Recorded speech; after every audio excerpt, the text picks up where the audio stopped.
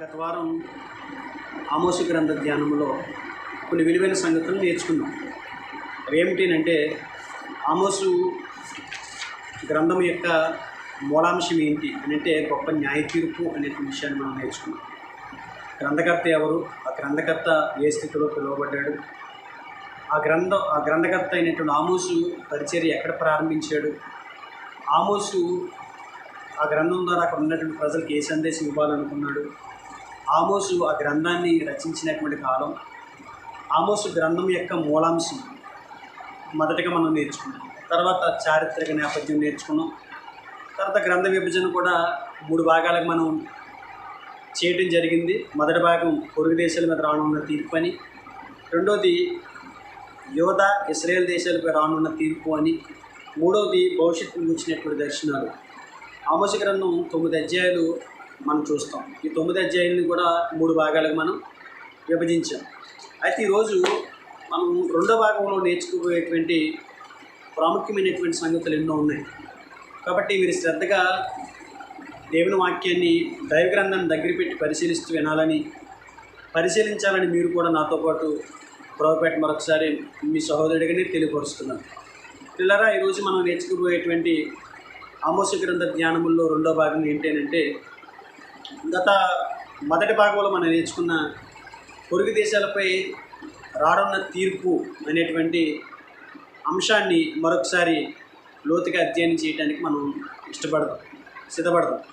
ఇక్కడ అంశాల వారీగా సంక్షిప్త వివరణ ఇవ్వడానికి నేను ప్రయత్నం చేస్తాను. మనం గత భాగంలో నేర్చుకున్న పొరుగు దేశాల మీద రానున్న తీర్పు మనం ఆలోచన చేసినప్పుడు అక్కడి నుంచి మనకి 6 దేశాలు కనిపించినాయి. సిరియా, ఫిలిస్తీయా, ఫెనికియా, ఎదోము, అమ్మోను, మోయాబు.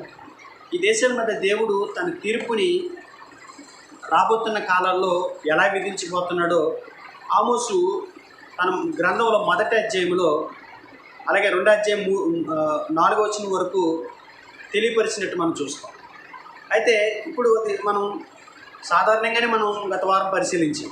ఇప్పుడు లోతుగా పొరుగు దేశాలపై రానున్నటువంటి దేవుని తీర్పు ఎలా ఉండబోతుంది, ఎందుకు ఆ దేశాలకి దేవుడు తీర్పు విధిస్తున్నాడు, ఎందుకు రానున్న దినాల్లో ఆ దేశం యొక్క స్థితిగతుల మీద దేవుడు తన కోపాన్ని ప్రదర్శిస్తూ ఎందుకు వారిని తీర్పు తీర్చాడు అనేది మనం గత వారం నేర్చుకోలే. ఈ వారం దాన్ని నేర్చుకోవడానికి మనం ప్రయత్నం చేద్దాం.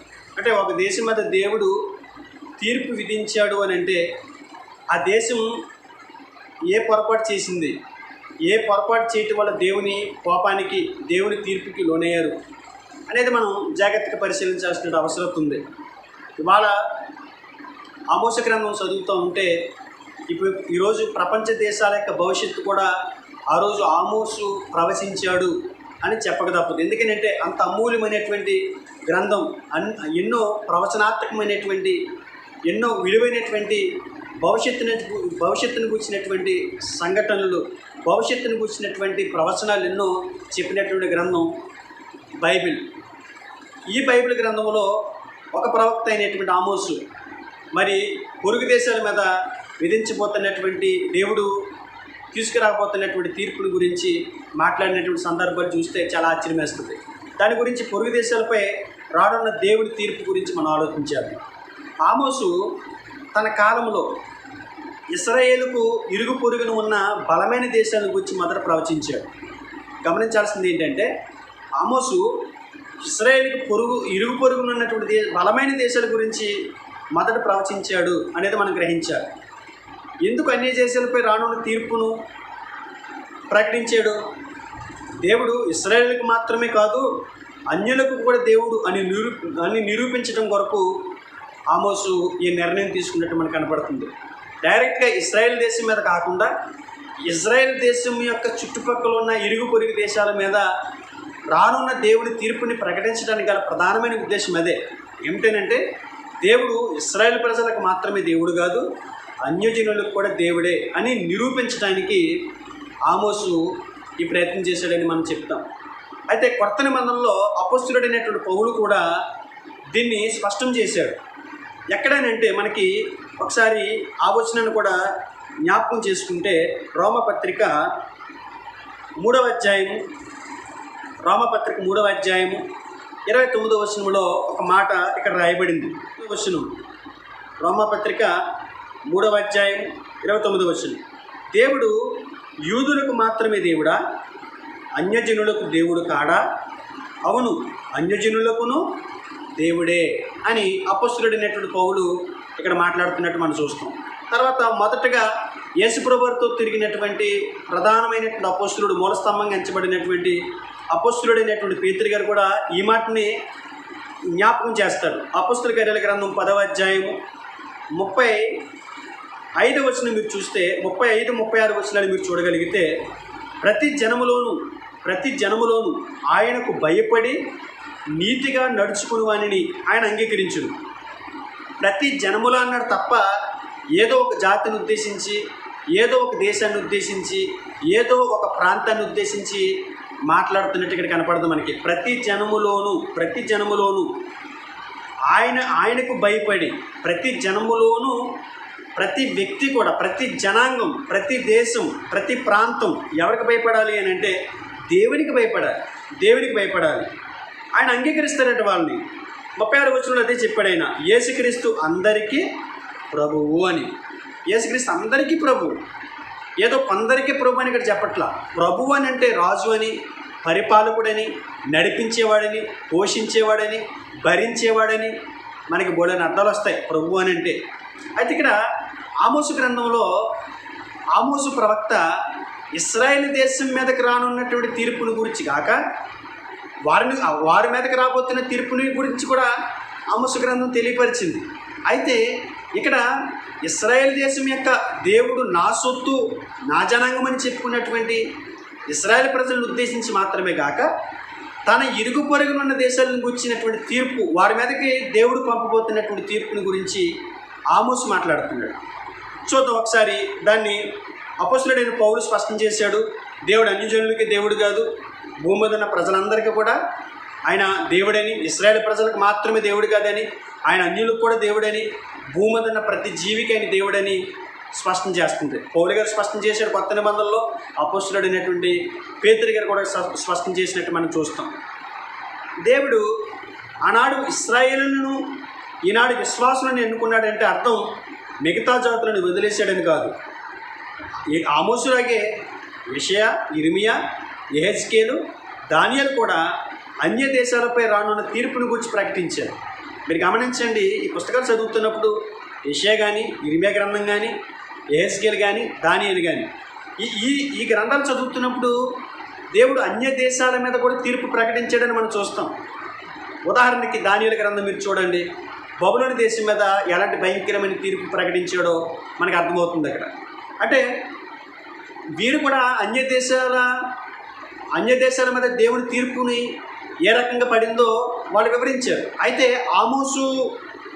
ఆమోసు గ్రంథానికి, లేదా ఆమోసు ప్రవక్త ప్రవచించినటువంటి ప్రవచనాలకి, ఇక్కడ చెప్పుకునే యెహెజ్కేలు, ఇర్మియా, యెషయా, దానియేలు లాంటి పెద్ద ప్రవక్తలు ప్రకటించినటువంటి తీర్పును గురించినటువంటి వివరాలు మనం ఆలోచన చేస్తే, వారు మొదట ఇశ్రాయేలుని గూర్చి, మీరు ఆ గ్రంథాలు చదువుతున్నప్పుడు మనకు అర్థమయ్యేది అదే, వారు మొదట ఇశ్రాయేలుని గూర్చి, తర్వాత ఇతర రాజ్యాన్ని గురించి వారు చెప్పారు. ముందు ఇజ్రాయేల్ ప్రజల మీద దేవుడు తీర్పుని చెప్పిన తర్వాతే ఆ ఇజ్రాయేల్ దేశం పక్కన ఇరుగు పొరుగులు ఉన్నటువంటి దేశాల మీద దేవుడు తీర్పు ఎలా విధించాడో వారు మాట్లాడారు. కానీ ఆమోసు అందుకు భిన్నంగా మొదట అన్య రాజ్యాలను గురించి చెప్పాడు. అన్య దేశాల మీద రానున్న దేవుడి తీర్పుని గురించి మాట్లాడాడు. వారిని గురించి చెప్పగానే రాజభవనం అంతా ప్రజలతో నిండిపోయిందట. ఎందుకు ఆమోసు ఇజ్రాయెల్ దేశం పక్కన ఉన్నటువంటి దేశాల మీద దేవుడి తీర్పు ఇలా పడుతుంది అని చెప్పడానికి గల కారణం ఏంటంటే, ముందుగా వీరిని గురించి మాట్లాడితే దేవుడి ప్రజలుగా చెప్పబడినటువంటి దేవుడు మా దేవుడే అని చెప్పుకుంటున్నటువంటి ఇజ్రాయెల్ ప్రజలు వారికి స్పష్టత వస్తుంది. వారందరూ కూడా ఇతర దేశాల మీద దేవుడి తీర్పుని విన్నప్పుడు వారందరూ గుమ్ముగూడి ఆ మాటలు శ్రద్ధగా ఆలకిస్తారని ఆమోసు తన నిర్ణయాన్ని మంచి ఆలోచనతో అక్కడ చెప్పినట్టు మనం చూస్తాం. వారిని గురించి చెప్పగానే అక్కడ రాజభవనంలో ఉన్నటువంటి ప్రజలందరూ కూడా ఆసక్తిగా వారి హృదయంలోనికి ఆమోసు మాటలు తీసుకున్నట్టు మనం చూస్తాం. అందరూ సమకూడాక ఎప్పుడైతే అన్య దేశాల మీద ఆమోసు రానున్న దేవుని తీర్పును ప్రకటించాడో అక్కడ అందరూ సమకూడిన ఇశ్రాయేలీయులు తమ స్వకీయ పాపాన్ని గూర్చి అందుకు రానున్న తీర్పును గూర్చి వారికి చెప్పాడు. అంటే ముందు వారిని గురించి చెప్తేనే కదా వీళ్ళు వినేది. అందుగురించే ఆమోసు ప్రవక్త ముందు అన్య దేశాల మీదకి రాబోతున్నటువంటి దేవుడి తీర్పుని గురించి ప్రకటించిన తర్వాతే అయ్యా వారి మీదే కాదు మీ మీద కూడా దేవుడి తీర్పు రాబోతుంది అని చెప్పి అక్కడ సమకూర్చబడినటువంటి ప్రజలను ఉద్దేశించి ఆమోస్ గారు మాట్లాడినట్టు మనం చూస్తాం. ఇప్పుడు పొరుగు దేశాల గురించి ఆమోసు చెప్తున్నప్పుడు ప్రతి దేశం యొక్క ముఖ్య పట్టణంపై తీర్పు ప్రకటించడం గమనార్హం. ఎందుకనంటే డైరెక్ట్ దేశాన్ని కాకుండా ఆ దేశానికి ముఖ్య పట్టణం ఏదైతే ఉందో దాని గురించి తీర్పును ప్రకటించడం జరిగింది. ఎలా అంటే ఇప్పుడు ఉదాహరణకి మన భారతదేశానికి ఢిల్లీ ప్రాముఖ్యమైంది. మన భారతదేశానికి రాజధాని ఏదంటే ఢిల్లీ. అలాగే ఇజ్రాయెల్ దేశానికి యెరూషలేము రాజధాని. ఇలాగా ఇక్కడ చెప్పబడినటువంటి దేశాల యొక్క ముఖ్య పట్టణాలు దేన్ని బేస్ చేసుకుని ఆ దేశం ముందుకు వెళ్తుందో, ఏ పట్టణాన్ని ఆధారం చేసుకుని ఆ దేశం ముందుకు వెళ్తుందో ఆ పట్టణాలనే బేస్ చేసుకుని మరి ఆమోస్ గారు మాట్లాడినట్టు మనం చూస్తాం. ఇక్కడ ప్రతి దేశం యొక్క ముఖ్య పట్టణంపై తీర్పు ప్రకటించిన తర్వాత వారి పాపాన్ని గురించి 3 సార్లు 4 సార్లు చేసిన దోషము అని ఆమోసు ప్రతి సందర్భంలో మాట్లాడాడు. 3 సార్లు 4 సార్లు చేసిన దోషం అని మాట్లాడాడు. ఎందుకనంటే దేవుడి దీర్ఘశాంతం అందులో కనిపిస్తుంది మనకి. 3 సార్లు 4 సార్లు చేసినటువంటి దోషం అంటే దేవుడు ఎంతకాలం నుంచి సహిస్తూ వస్తున్నాడో, ఎంతకాలం వారిని భరిస్తూ వస్తున్నాడో ఆమోసు ప్రవక్త మాట్లాడుతున్నట్టు మనకు కనపడుతుంది ఆ సందర్భంలో. అయితే దేవుడు మన దోషాలన్నిటిని లెక్కించాలంటే విస్తారంగా ఉంటాయి. దేవుడు వారి పట్ల చేసే మేలులు ఎలాగ ఉన్నాయో మనుషులు చేసినటువంటి పాపాలు కూడా అలాగే ఉన్నాయి. అయితే కానీ ఆయన ముఖ్యమైన వాటిని పరిగణిస్తాడని ఈ దేశాలపై మోపబడిన ప్రత్యేక నేరాలను బట్టి తెలుస్తుంది. ప్రతి దేశం శిక్షించబడడానికి ప్రత్యేక పాపమే కారణం. ఎందుకంటే ఆమోసు అంత క్లారిటీ ఇచ్చాడు తన గ్రంథంలో. ఒక ప్రత్యేకమైన పాపాన్ని బేస్ చేసుకునే దేవుడు వారి మీద తీర్పు విధించాడు. ఎన్నోసార్లు పాపాలు చేసుకుంటూ వస్తూనే ఉన్నాయి. కానీ వారు పాపం పండినప్పుడు, వారు దేవుని చేతిలో పడినప్పుడు దేవుని దృష్టికి ఆ దేశం యొక్క ఆ ప్రాంతం యొక్క పాపాలు ఆకాశాన్ని అంటే విధంగా ఆకాశమందు రాజుగా పరిపాలన చేస్తున్నటువంటి దేవుని దృష్టిలో పడేంత వరకు కూడా వారు క్షమాపణ అనుభవించారు. కాకపోతే ఒక ప్రత్యేకమైన పాపం ఏదైతే ఉందో దాని మీద దేవుడు దృష్టి పెట్టినప్పుడు ఆ చేసినటువంటి పాపాన్ని బట్టి ప్రతి దేశానికి తీర్పు విధిస్తాడు అనేది మనకి ఆమోసు గ్రంథంలో రాయబడినటువంటి మాటలు బట్టి మనకు అర్థమవుతుంది. మొదటిగా దమస్కుపై రానున్న తీర్పు. ఆమోసు గ్రంథం 1వ అధ్యాయము 1 నుంచి 5వ వచనం వరకు మనం విషయం చూస్తాం. 3వ వచనం యెహోవా సెలవిచ్చినది ఏమనగా, దమస్కు 3 సార్లు 4 సార్లు చేసిన దోషమును బట్టి నేను తప్పకుండా దాన్ని శిక్షింతును. ఏలయనగా దాని జనుడు పంట దొల్లగొట్టు ఇనుపు పనిముట్లతో గిలాదును నూర్చిని.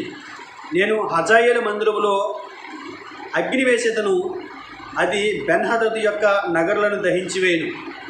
దమస్కు యొక్క అడ్డగడియలను విరిచెదను, అవేను లోయలోనున్న నివాసులను నిర్మూలన చేతును. బెతేదేనులో ఉండకుండా రాజధనము వహించిన వానిని నిర్మూలన చేతును. సిరియనులు చెరపట్టబడి కీరు దేశమునకు కొనుక్కోబడదులని యెహోవా సెలవిచ్చుచున్నాడు. ఇక్కడ గమనించాల్సింది ఏంటంటే దమస్కుపై రానున్న తీర్పు గురించి ఈ వచనాల్లో మనకు కనిపిస్తుంది. దమస్కు మనం ఇందాక అనుకున్నట్టు ప్రతి దేశానికి ఒక ప్రాముఖ్యమైన పట్టణం ఎలాగైతే ఉందో, ప్రతి దేశానికి ఒక ప్రాముఖ్యమైన పట్టణం ఉండి ఆ పట్టణం మీద దేవుని తీర్పు ఎలా ప్రకటించబడిందో మనం విన్నాం. అయితే ఇక్కడ దమస్కు సిరియా దేశానికి ముఖ్య పట్టణం. మనం ఇందాక మొదటి భాగంలో సిరియా దేశంపై రానున్న దేవుని తీర్పు అని నేర్చుకున్నాం కదా. సిరియా దేశానికి ముఖ్య పట్టణం ఏదంటే దమస్కు. వారు ఇశ్రాయేలులను బహుగా బాధించారు. దమస్కు పట్టణస్థులు ఇశ్రాయేలును బహుగా బాధించారు. వారు పంట దొల్లగొట్టే పనిముట్లు చాలా పొదనైనవి. ముఖ్యంగా బెన్హదదు మరియు హజాయేలు కాలంలో ఇశ్రాయేలీలను క్రూరంగా హింసించారు. ఈ విషయాలు మనం దైవ గ్రంథంలో ఎక్కడ చూడగలము అంటే రాజులు 2వ గ్రంథం 6వ అధ్యాయము 24వ వచనం. మరొకసారి చెప్తున్నాను. రాజులు 2వ గ్రంథము 6వ అధ్యాయం 24వ వచనం. 8వ అధ్యాయము 11 నుండి 13. మరలా 8వ అధ్యాయము 11 నుండి 13. అలాగే రాజులు 2వ గ్రంథం 13వ అధ్యాయము 22 వచనాల్లో ఈ విషయాలు మనం చూడగలం. హజాయేలు తన యజమానిని అనగా సిరియా రాజైన బెన్హదదును చంపి అతనికి మారుగా రాజు అయ్యాడు. ఇది రాజుల 2వ గ్రంథం 8వ అధ్యాయం 15వ వచనంలో మనం చూడగలం. అతడు ఇశ్రాయేలు సరిహద్దులోనున్న యొర్దాను తూర్పు దిక్కిన గాదీయులకు రూబేనీయులకు చేరికైన గిలాదు దేశమును, అర్నోను నది దగ్గరనున్న అరోయేలు మొదలుకొని మనుష్యుల దేశమును అనగా గిలాదు మరియు బాషానులోని వారిని ఓడించాడు. రాజుల 2వ గ్రంథం 10వ అధ్యాయం 32, 33 వచనాల్లో మనం ఈ సంగతులు చూడగలం. యోధా రాజైన యోవాషు కాలంలో హజాయేలు గాతు పట్టణాన్ని పట్టుకుని తర్వాత యెరూషలేము పైకి రావాలనుకున్నప్పుడు యోవాషు రాజనగరంలోనూ యెహోవా మందిరములో ఉన్న బంగారు వస్తువులన్నింటినీ అతనికి కప్పంగా పంపించాడు. రాజుల 2వ గ్రంథం 12వ అధ్యాయము 17, 18 వచనాల్లో మనం ఈ విషయాలు చూడగలం. ఇప్పుడు ఇంతకీ సిరియా చేసిన ఈ పాపాన్ని బట్టి దాని నగర్లు కాల్చివేయబడ్డాయి. సిరియా చేసినటువంటి పాపం అంతేంత కాదు, వారు చేసినటువంటి పాపాన్ని బట్టి వారి నగరం కాల్చివేయబడ్డాయి. దాని రాజధాని అయిన దమస్కు అడ్డగడియలు విరిచిపోయబడ్డాయి. దాని ప్రజలు అష్షూరు దేశంలోనికి కీరు పట్టణానికి చెరగా తీసుకొని పోబడ్డారు. ఈ విషయం ఎక్కడ కనిపిస్తుందని రాజుల 2వ గ్రంథం 16వ అధ్యాయం 9వ వచనం. ఎప్పుడైతే సిరియా దేశం మీద దేవుడు తీర్పును ప్రకటించాడో అతి కొద్ది కాలంలోనే ఆ తీర్పును అనుభవిస్తూ వారు కీరు పట్టణానికి చెరగా కొనుక్కోబడ్డారు అనేటువంటి ప్రవచనం యొక్క నెరవేర్పును మనం చూస్తాం. దేవుడు ఏదైనా ఒక ప్రవచనం చెప్పాడంటే, దేవుడు ఏదైనా ఒక తీర్పును ప్రకటించాడని అంటే ఆ తీర్పు ఖచ్చితంగా ఆ దేశం అనుభవించాల్సిందే. కాబట్టి ఆలోచించాల్సింది ఏంటంటే దేవుని తీర్పుకు గురి కాకూడదు. దేవుని తీర్పుకు గురవుతే ఎంత ప్రమాదమో ఈ ఆమోసు గ్రంథాన్ని మనం చదివితే మనకు అర్థమవుతుంది. ప్రపంచ దేశాలు ఇప్పుడు దేవుడి తీర్పుకు గురయ్యాయి. ఆ రోజు దేవుడు ఎంతకాలం క్షమిస్తూ వస్తున్నాడు, ఎంతో తన కరుణను చూపిస్తూ వస్తున్నాడు, ఎంతో తన దీర్ఘశాంతాన్ని చూపిస్తూ వస్తున్నాడు. కానీ ప్రజల్లో మార్పు లేదు, ప్రజల్లో విధి విధానాల్లో మార్పు లేదు. రాను రాను జ్ఞానమని పేరు చెప్పి, లేకపోతే మోడర్న్ అని పేరు చెప్పి, లేకపోతే అత్యున్నత స్థితిలోకి మేము వెళ్ళిపోతున్నామని చెప్పి, లేకపోతే రకరకాలైనటువంటి టెక్నాలజీని మేము డెవలప్ అయ్యామని చెబుతూ మరింతగా దిగజారిపోతున్నటువంటి పరిస్థితులు ఈ లోపల మనం చూస్తున్నాం. ఇలాంటి టైంలో దేవుడు మరి తన ప్రజల మీద బాధ్యత కలిగిన వాడిగా, తన ప్రజల్ని దారిలోకి తెచ్చుకోవలసిన వాడిగా, ఈ ప్రపంచాన్ని పరిపాలిస్తున్న మహాచక్రవర్తిగా, ప్రపంచ ప్రజలను పోషిస్తున్నటువంటి ఏకైక తండ్రిగా, దేవుడిగా ఉన్న ఆయన ఖచ్చితంగా తీర్పు విధిస్తాడు. ఇలాంటి పరిస్థితులు అనేక ప్రాంతాల్లో మనం చూస్తున్నాం. దేవుని తీర్పుకు గురైనటువంటి అనేక ప్రాంతాలను మనం చూస్తున్నాం. అలాగే సిరియా దేశం దాని యొక్క ముఖ్య పట్టణమైనటువంటి మరి దమస్కు ఏ రకంగా చెర్రలకు కొనుక్కోబడ్డారో మనం చూస్తున్నాం. ఆమోసు ప్రవచనం యొక్క నెరవేర్పును కూడా మనం చూస్తున్నాం. రాజుల 2వ గ్రంథం 16వ అధ్యాయం 9వ వచనంలో. రెండోది గాజాపై రానున్న తీర్పుని గురించి ఆమోసు గ్రంథం 1వ అధ్యాయము 6 నుంచి 8వ వచనం వరకు మనం చూడగలం. ఆమోసు గ్రంథము 1వ అధ్యాయము 6 నుంచి 8వ వచనం వరకు గాజాను కూర్చున్నటువంటి ప్రవచనం మనకి ఇక్కడ కనిపిస్తుంది. దాని మీదకి రాబోతున్నటువంటి తీర్పు ఇక్కడ ప్రకటించడం జరిగింది. ఒకసారి నేను దైవగ్రంథాన్ని చదువుతున్నాను. 6వ వచనం 1వ అధ్యాయం. యెహోవా సెలవిచ్చినది ఏమనగా, గాజా 3 సార్లు 4 సార్లు చేసిన దోషమును బట్టి నేను తప్పకుండా దాన్ని శిక్షింతును. దేవుడు ఎంత భయంకరమైన హెచ్చరిక చేస్తున్నాడు చూడండి. నేను తప్పకుండా దాన్ని శిక్షింతును. ఏలయనగా ఎందుకు దాన్ని శిక్ష విధిస్తున్నాడో చెప్తున్నాడు. ఏదోము వారికి అప్పగింపవలనని తాము చెరపట్టిన వారందరినీ కొనుక్కోయేది. గాజా యొక్క ప్రాకారం మీద నేను అగ్ని వేసేదను, అది వారి నగరులను దహించి వేయును. అష్టోదులో నివాసులను నిర్మూలన చేతును, అష్కెలోనులో రాజధానము వహించిన వాడుండకుండా నిర్మూలన చేతును. ఇంకను శేషించి ఉన్న ఫిలిష్తీయులు క్షేమగునట్లు నేను ఎక్రోనును ముత్తదనని ప్రభు సెలవిచ్చుచున్నాడు. ఇక్కడ గాజా మీద కూడా దేవుని తీర్పు ఎలా ఉండబోతుందో ఇక్కడ ఆమోసు ప్రవచించినట్లు మనం చూస్తున్నాం. గాజాపై రానున్న తీర్పు. గాజా ఫిలిష్తీయ దేశానికి రాజధాని. మనం చూసాం కదా రెండో భాగంలో పొరుగు దేశాలపై రానున్న తీర్పులో మొదటిది సిరియా దేశం. సిరియా దేశం యొక్క ముఖ్య పట్టణం దమస్కు. అలాగే రెండో దేశం ఫిలిస్తీయ దేశం. ఫిలిస్తీయ దేశం మీదకి రానున్న తీర్పుని గురించి మాట్లాడుతూ దేనిని హైలైట్ చేశాడు అని అంటే గాజా అనేటువంటి పట్టణాన్ని హైలైట్ చేసినట్టు మనం చూస్తున్నాం. గాజా అనేది ఫిలిస్తీయ దేశానికి రాజధాని. ఫిలిస్తీన్లు ఇశ్రాయేలులను పట్టుకుని పోయి ఏదోమీయులకు మరియు ఫెనికీయులకు అమ్మేశారు.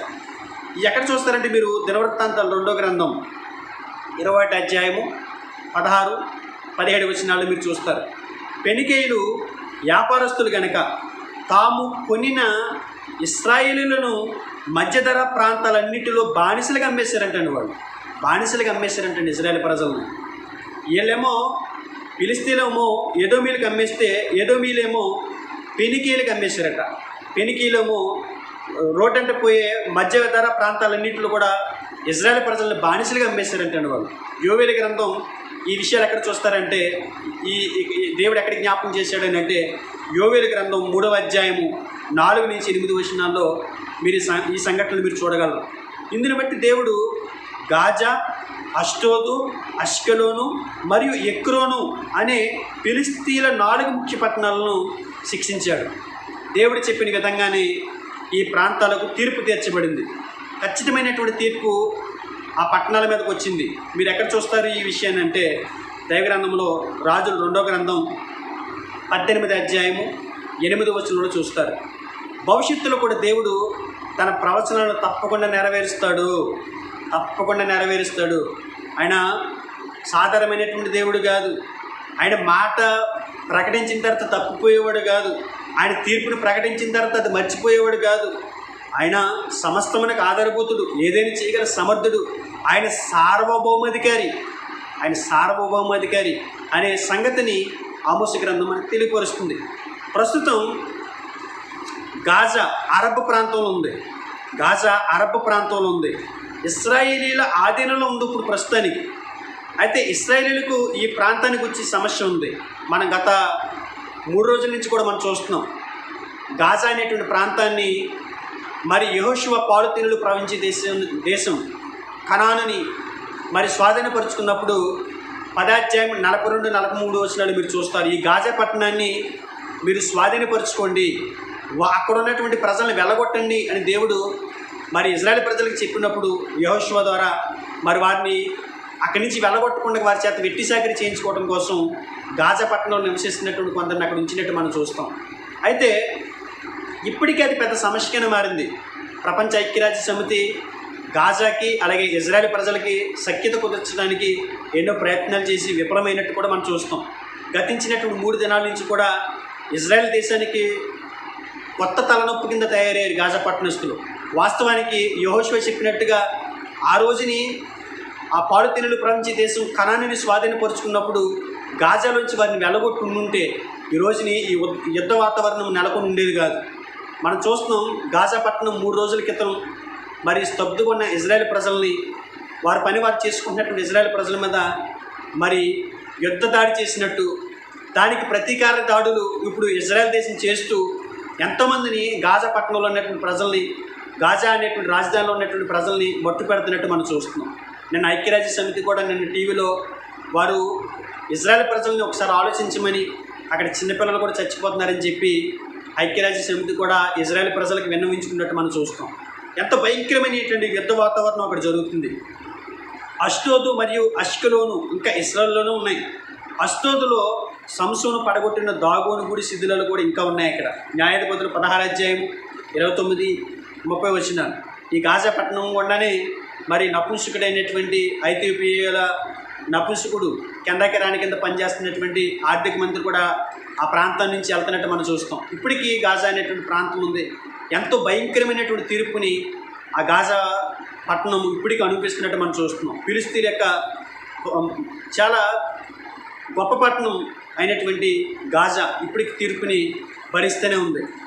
అంటే దేవుడు తీర్పు విధిస్తాడు, ఖచ్చితంగా నెరవేరుస్తాడు. ఆమోసు గ్రంథం ఈ సంభవాలే మనకి నేర్పిస్తుంది. అంటే ఇప్పటికీ ఇంచుమించు 2800 సంవత్సరాల క్రితం ప్రవచించినటువంటి ప్రవచనం యొక్క నెరవేర్పు ఇప్పటికీ మనం చూస్తున్నాం. అంటే దేవుని మాట ఎంత భయంకరమైందో, దేవుని మాటని తృణీకరిస్తే ఎంత ప్రమాదంలో పడతాయో దేశాలు మనం ఆలోచించగలం దీనిని బట్టి. మూడవదిగా మనం చూస్తే ఫిలిస్తీ దేశం అయిపోయింది. మూడోది ఫెనికియా దేశంపై రానున్న తీర్పు. ఫెనికియా దేశం ఇప్పుడు ఏమని పిలువబడుతుందంటే లెబనాన్ అంటే తూరు మీదకి రానున్న తీర్పు. మొదటి అధ్యాయం 9-10 వచనాలు మనం చూడగలం. ఆమోసు గ్రంథం మొదటి అధ్యాయం 9-10 వచనాలు. యెహోవా సెలవిచ్చినదేమనగా, తూరు 4 సార్లు చేసిన దోషములను బట్టి నేను తప్పకుండా దాన్ని శిక్షింతును. ఏలైనగా దాని జనులు సహోదర నిబంధన జ్ఞాపకం తెచ్చుకొనక పట్టబడిన వారినందరినీ ఏదోమీయులకు అప్పగించిరి. నేను తూరు ప్రాకారం మీద అగ్ని వేసేదను, అది దాని నగరులను దహించి వేయును అని ఇక్కడ ఆమోసు ప్రవక్త ద్వారా దేవుడు ప్రవచనాన్ని చెప్పినట్టు, దాని మీదకి తీర్పు ఎలా రాబోతుందో ఆ తీర్పుని ప్రకటించినట్లు మనం చూడగలం.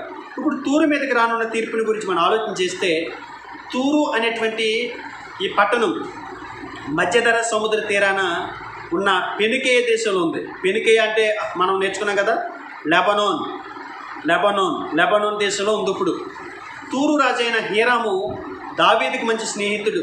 ఒకప్పుడు తూరు సామ్రాజ్యం మంచిదే, ఒకప్పుడు తూరు రాజు దావీదుకి మంచి స్నేహితుడే.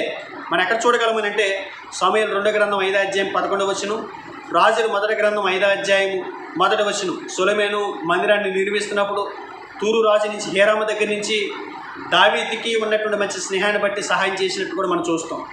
ఇశ్రాయేలు మరియు యోధా రాజులు ఎవరైనా కానీ, ఇశ్రాయేలు మరియు యోధా రాజులు ఎవరే కానీ ఫెనికియాపై యుద్ధం చేయలేదు ఎప్పుడు కూడా. ఫెనికియా అంటే లెబనాన్ దావీదు మరియు సొలొమోను కాలంలో ఇశ్రాయేలులతో సహోదర నిబంధన చేసుకున్నారు. మీరు ఎక్కడ చూడగలరు ఈ మాటలనంటే రాజుల మొదటి గ్రంథం 5వ అధ్యాయం 12వ వచనం, 18వ వచనం, అలాగే 9వ అధ్యాయము 27-28 వచనాల్లో మనం చూడగలం. ఇశ్రాయేలులతో అలాగే సొలొమోను దావీదుతో కూడా ఈ లెబనాను అంటే ఫెనికియా దేశస్థులు మరి సహోదర నిబంధన చేసుకున్నారు. దేవుడు అదే కదా ఆమోసు ప్రవక్త ద్వారా మాట్లాడుతున్నారు. వారు సహోదర నిబంధన మర్చిపోయారని చెప్తున్నాడు. ఆయన సహోదర నిబంధన మర్చిపోయారని చెప్పి జ్ఞాపకం చేస్తున్నారు. అయితే తర్వాత కాలంలో వారు ఈ నిబంధనను జ్ఞాపకం చేసుకొనక ఫిలిష్తీయుల చేత వీరికి అమ్మబడిన ఇశ్రాయేలీలను ఏదోమీయులకు అప్పగించారు. యెషయా గ్రంథం 3వ అధ్యాయం 4-6 మీరు చదవగలిగితే అక్కడి సంగతి మనకు కనపడుతుంది. ఏదోమీయులకు అమ్మేశారట. సహోదర నిబంధన మర్చిపోయారు వాళ్ళు. దావీదుతో సొలొమోనుతో అక్కడ ఉన్నటువంటి ఇజ్రాయేల్ రాజులతో చేసుకున్నటువంటి నిబంధన వారు మర్చిపోయారు. ఆ ఏదోమీయులకు అమ్మేశారంట. వారు చేసిన దానిని బట్టి దేవుడు తూరుని శిక్షించాడు. మొదట ఈ తూరు మీదకి దేవుడు తీర్పు ఎలా వచ్చింది అంటే, అష్షూరీయులు తర్వాత నెబుకద్నెజరు దండెత్తాడు వీళ్ళ మీదకి.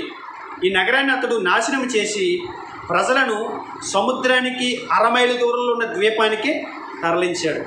సముద్రంలో 6 మైళ్ళు లోనికి వెళితే ఒక ద్వీపం ఉంటుంది. ఆ ద్వీపం మీదకి వారిని తరలించాడంట నెబుకద్నెజరు. వారు అక్కడ కొత్త పట్టణాన్ని కట్టుకున్నారు. అక్కడికి వెళ్ళిన తర్వాత ఒక కొత్త పట్టణాన్ని కట్టుకున్నారు. ఆ తర్వాత 250 సంవత్సరాల తర్వాత 250 సంవత్సరాల అనంతరం అలెగ్జాండర్ మహాచక్రవర్తి అభివృద్ధి చెందుతున్న ఈ దేశానికి రహదారి నిర్మించాలనే ఉద్దేశంతో తూరు పట్టణాన్ని పూర్తిగా నాశనం చేశాడు. అంటే ఆమోసు ద్వారా ప్రవచించినటువంటి ఆ తీర్పు దానికి ఎలా వచ్చిందో మనం చూస్తున్నాం. దానికి శిక్ష ఈ రకంగా విధించబడింది. మీరు ఎక్కడ చూడగలరు ఇదంటే యెహెజ్కేలు గ్రంథం 27వ అధ్యాయము 15-19 వరకు మీరు చూడగలరు. ఇక్కడ తూరు దేశపు రాజు గురించి మాట్లాడుతున్నటువంటి సందర్భాన్ని కూడా కొంతమంది మరి పరలోకం నుంచి త్రోసివేయబడినటువంటి మరి దేవదూత అని చెప్పి తూరు రాజుని గురించి కొంతమంది మాట్లాడుతుంటారు. అది 100% తప్పు. అక్కడ తూరు దేశపు రాజుని గురించే మాట్లాడుతున్నారు తప్ప పరలోకం నుంచి గెంటివేయబడినటువంటి లూసిఫర్ అనేటువంటి సాతాను గురించి అయితే కాదు. ఇది జ్ఞాపకం చేసుకోండి. ఆమోసు గ్రంథం మొదటి అధ్యాయం 10వ వచనంలో మీరు చూస్తే, తూరు ప్రాకారం మీద అగ్ని వేసేదను, అది దాని నగరులను దహించి వేయును అన్నాడు. ఖచ్చితమైనటువంటి తీర్పును వారు అనుభవించాడు. అలెగ్జాండర్ కాలంలో, మహా అలెగ్జాండర్ కాలంలో వారు ఈ తీర్పును అనుభవించారు. దేవుడు ఆమోసు ద్వారా ప్రవచించినటువంటి ఆ ప్రవచన యొక్క నెరవేర్పును మనం అలెగ్జాండర్ కాలంలో మనం చూడగలం. నాలుగోది ఇశ్రాయేల్ ఏదోము దేశంపై రానున్న తీర్పు. ఏదోము దేశంపై రానున్నటువంటి తీర్పుల గురించి మరి ఆమోసు ప్రవచించినట్టు మనం చూస్తాం. మొదటి అధ్యాయం 11-12 వచనాల్లో మనం చూస్తాం ఏదోము మీదకి రానున్న తీర్పు. ఏదోమీయులు ఎవరు అని అంటే యాసావు సంతానం. మనకు తెలుసు కదా, యాకోబు సహోదరుడు అన్న యాసావు. ఆ యాసావు సంతానమే ఏదోమీయులు. ఇశ్రాయేలీలు యాకోబు సంతానం. ఉభయులకు దగ్గర సంబంధం ఉన్న ఇశ్రాయేలీలు ఏదోమీయుల చేతుల్లో బహుగా హింసించబడ్డారు. ఇశ్రాయేలీల్ని చాలా హింస పెట్టారు. మీరు ఎక్కడ చూడగలరు ఏంటిది? ఉపధ్యాయ గ్రంథం మొదటి అధ్యాయము 10-14 వరకు మీరు చూడవచ్చు. అందుకు కారణం తన సహోదరులపైన ఉన్న అసూయే. వాళ్ళ ఎదుగుదలను చూసి వారవలేనటువంటి ఏదోమీయులు వారు అసూయ పెంచుకొని వారు అలాంటి పని చేసినట్టు మనం చూస్తాం. వారిలో ఉన్న ఈ ప్రతీకార స్వభావాన్ని బట్టి దాని ముఖ్య పట్టణంలోనైన తేమాను మరియు బొస్రా మీదకి దేవుని తీర్పు వచ్చింది. తేమాను పర్వత ప్రాంతం. తేమాను అనేటువంటిది ఏంటంటే పర్వత ప్రాంతం. అది ఉపధ్యాయ 1:9. ఆ పర్వత ప్రాంతాన్ని ఎంపిక చేసుకుని పైన కూర్చున్నారట వాళ్ళు. వారిని ఎవరో క్రిందికి తోసివేయలేరన్న గర్వం కూడా వరకు ఉందంట. మీరు ఉపధ్యాయ గ్రంథం చదివితే ఏదోమీయుల గురించినటువంటి ప్రవచనం మరి ఉపధ్యాయ చాలా స్పష్టంగా మాట్లాడాడు. వారు చాలా గర్వంతో ఉండేవారట. ఆకాశ నక్షత్రాల్లో మేము ఉన్నామన్నట్టుగా భావించేవారట. మొదటి అధ్యాయము ఉపధ్యాయ గ్రంథం 3-4 వచనాలు మనం చూడగలం. కానీ దేవుని నిత్య కోపాగ్నికి గురైంది ఈ పట్టణం. ఉపధ్యాయ 1:10. మలాకి మొదటి అధ్యాయం 2-4 వచనాలు మీరు చూడగలరు. ఈ ఏదోము అనేటువంటి పట్టణం ఇప్పుడైతే లేదు, మరన్నటికీ కట్టబడకుండా అది నాశనమైనట్టు మనం చూస్తాం. అంటే దేవుని తీర్పు ఎంత భయంకరంగా ఉంటుందో, దేవుడు ఏ దేశం మీదన్నా తీర్పును ప్రకటిస్తే ఆ దేశం యొక్క స్థితిగతులు ఏమైపోతాయో, ఆ పట్టణాలు ఏమైపోతాయో, ఆ రాజ్యాలు ఏమైపోతాయో మనం చూస్తున్నాం. ఆమోసు మనకు నేర్పుతున్నది ఇదే. దేవుని ఉగ్రతకి మీరు చోటు ఇవ్వకండి. దేవుని ఉగ్రత మీ దేశాల మీద పడితే దాని తీవ్రత, దాని నష్టం ఎలా ఉంటుందో ఆమోసు ఇక్కడ తెలియపరుస్తున్నాడు. దేశాలకి దేశాలే మాయమైపోయినట్టు మనం చూస్తున్నాం. దేశాలకి దేశాలే, రాజ్యాలకి రాజ్యాలే కనుమరుగైపోయినట్టు మనం చూస్తున్నాం. దేవుని తీర్పు గురవుతే అంత ప్రమాదం ఉందని మనం ఆలోచించాలి. ఆమోసు మనకి అదే నేర్పిస్తున్నాడు. ఎన్ని విలువైన సంగతులు ఈ ఆమోసు గ్రంథాన్ని బట్టి మనం నేర్చుకున్నాం. ముందుగా మనం నేర్చుకునేది ఏంటంటే ఇజ్రాయెల్ దేశానికి ఇరుగు పొరుగులు ఉన్నటువంటి దేశాలకు వచ్చినటువంటి విషయాలు మనం ఆలోచిస్తున్నాం. ఈ భూమి మీద ఏ దేశమైనా, ఈ భూమి మీద ఏ రాజ్యమైనా దేవుని ఉగ్రతకు గురవుతే వారి పరిస్థితి చాలా తీవ్రంగా ఉంటుంది. తర్వాత 5వది అమ్మోను మీదకి రానున్నటువంటి తీర్పుని గురించి మొదటి అధ్యాయం 13-15 వచనం వరకు ఇక్కడ ఆమోసు గారు మాట్లాడినట్టు మనం చూస్తాం.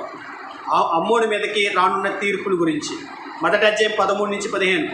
అమ్మోను యొర్దానుకు తూర్పు ఒడ్డున ఉన్నది. వీరు తమ సరిహద్దులను విశాలపరుచుకునేందుకు సిరియనులతో కలిసి గలాదు ప్రాంతంలోని ఇశ్రాయేలుల 2 గోత్రాలున్నర వారితో యుద్ధం చేశారట. అప్పుడు సిరియనుడైన హజయేలుతో కలిసి గలాదులోని గర్భిణీ స్త్రీల కడుపులను చీల్చారు. ఈ విషయాన్ని గురించి ఏలీషా ముందుగానే ప్రవచించాడు. ఎక్కడనంటే రాజుల 2 గ్రంథం 8 అధ్యాయం 12 వచనం మనం చూడగలం. ఇది ఏలీషా ముందుగానే ప్రవచించాడు. గలాదులోని గర్భిణీ స్త్రీల కడుపులు ఎలా చీలుస్తారో చెప్పాడైనా.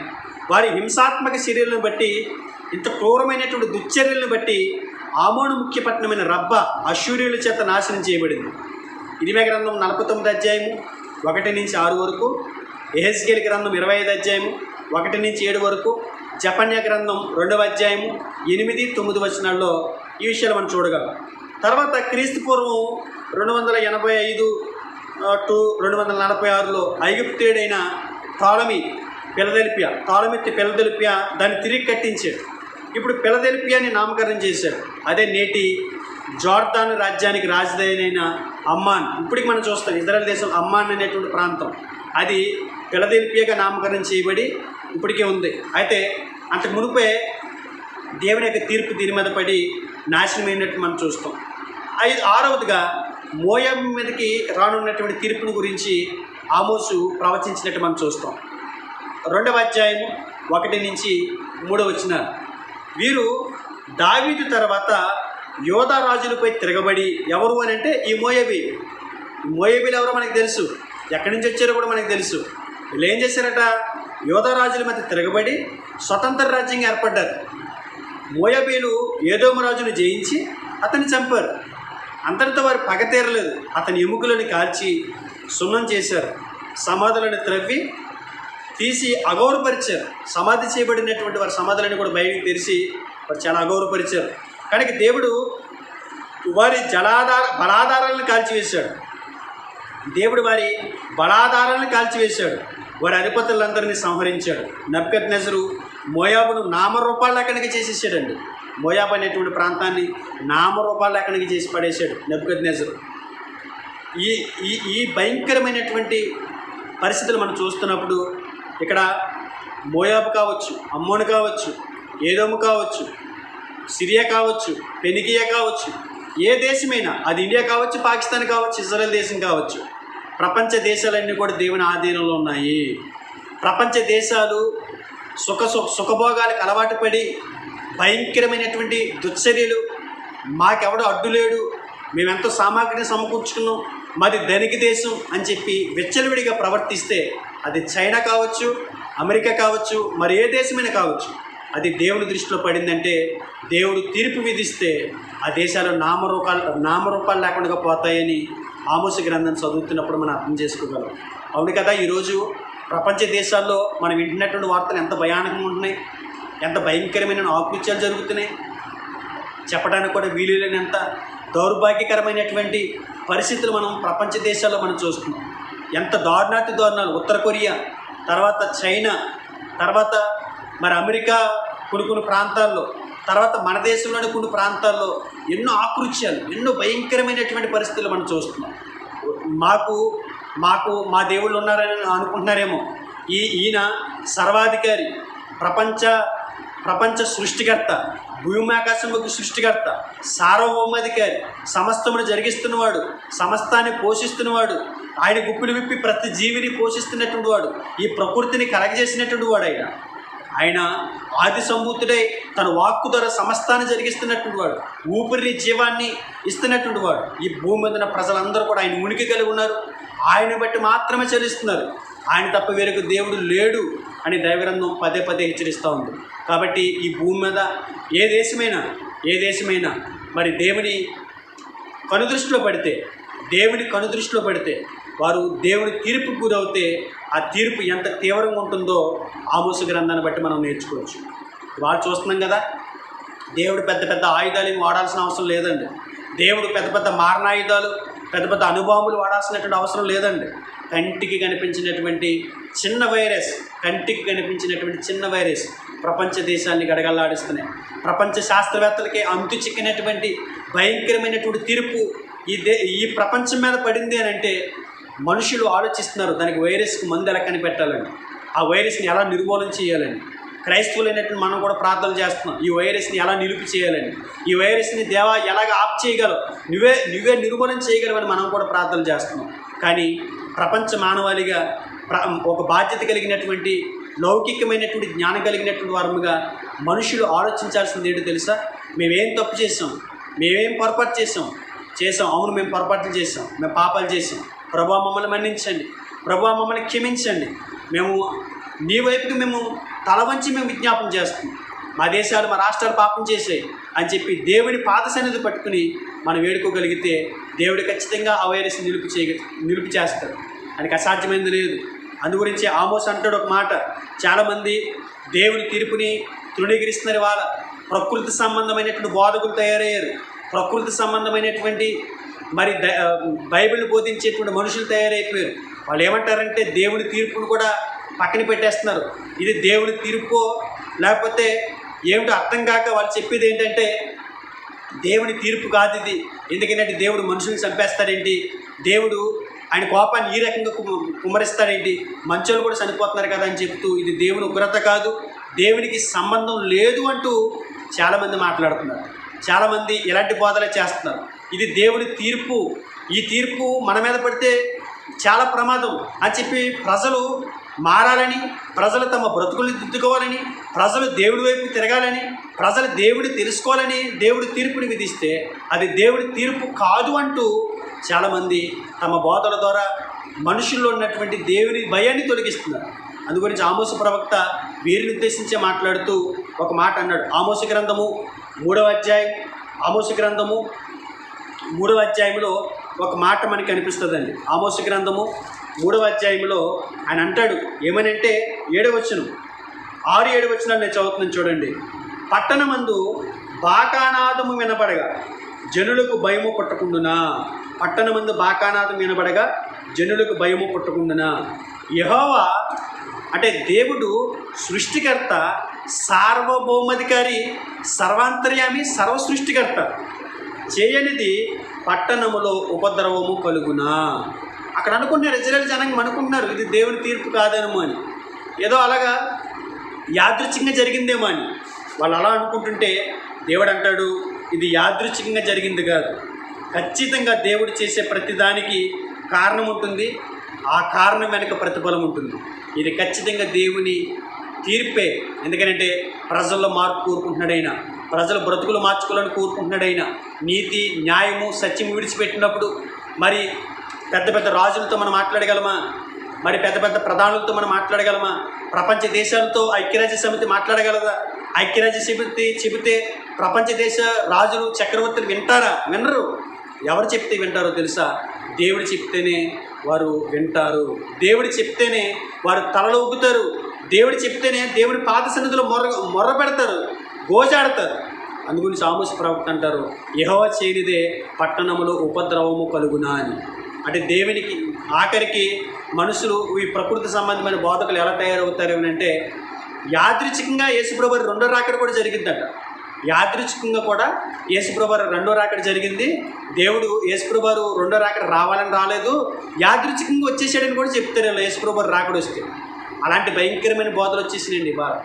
ఏదో యూట్యూబ్లో వ్యూస్ పెంచుకోవడం కోసం, యూట్యూబ్లో డబ్బులు సంపాదించుకోవడం కోసం ఏదో బాధ్యత అంతా భారాంతా మేమే భరిస్తున్నాం అన్నట్టు చాలామంది తప్పుడు బోధ చేస్తున్నారండి. కాకపోతే ఒకటి ఆలోచించండి, ప్రపంచ దేశాల మీద దేవుడు తీర్పు విధిస్తున్నాడు.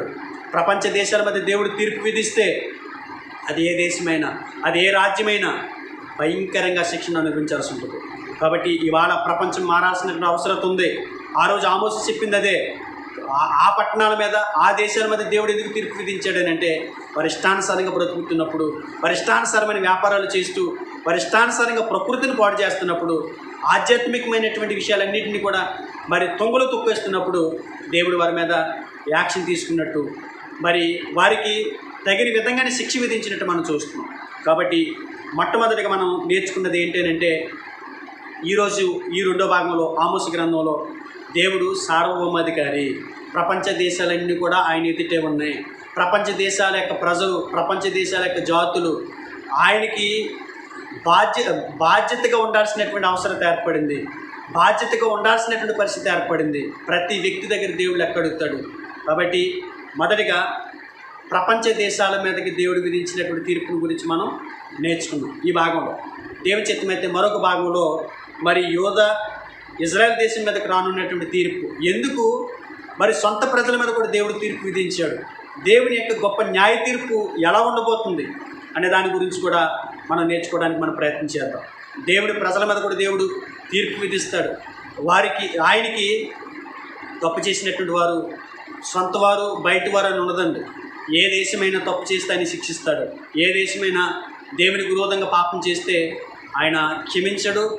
ఆయన వారిని దిద్దుకునేంత వరకు కూడా తీర్పు విధిస్తాడు, శిక్షను విధిస్తాడు అనేటువంటి విషయాన్ని మనం నేర్చుకున్నామని ప్రభుపేట మనవి చేస్తూ, మరి ఈ మాటలు విన్నటువంటి యూట్యూబ్ ద్వారా మరి ఈ యొక్క ఆమోసు గ్రంథ ధ్యానములు వింటున్నటువంటి మీరు కూడా ఆలోచించి మరి అనేకులకు ఈ విషయాలు తెలియపరచాలని, అనేకులకు ఈ యొక్క పాఠాన్ని, ఈ రెండో భాగాన్ని కూడా షేర్ చేయాలని ప్రభుపేట మనవి చేస్తూ నా ఈ మాటలు ముగిస్తున్నాను. ఆ దేవాదేవునికి కోట్ల కొలది వందనాలు, కృతజ్ఞతలు తెలియజేస్తూ ఆమేన్.